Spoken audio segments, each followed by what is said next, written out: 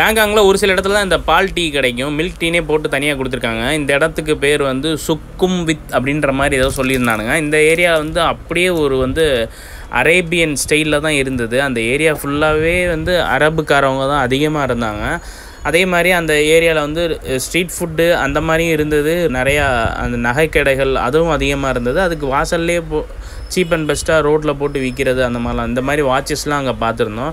3500 பாத் என்னமோ சொல்லியிருந்தாங்க. பார்க்க சூப்பராக அப்படியே ஒரிஜினல் மாதிரியே இருந்தது. அதுக்கப்புறம் நாங்கள் அப்படியே கொஞ்சம் திரும்பி பார்க்கும்போது அந்த கிட்ஸுக்கான ஸ்லிப்பர்ஸு இதெல்லாமே அங்கே நீங்கள் போனீங்கன்னா ஸ்லிப்பர்ஸு பேக்கை வந்து மோஸ்ட்லி நல்ல சூப்பரான கலெக்ஷன்ஸ்லாம் கிடைக்கும் அங்கே வாங்குறதுக்கு. அதே மாதிரி இந்த நகை கடைகள்லாம் ஒரிஜினலாக இல்லை சும்மா கவரிங் ஐட்டமாக அப்படின்றதெல்லாம் நாங்கள் தெரில.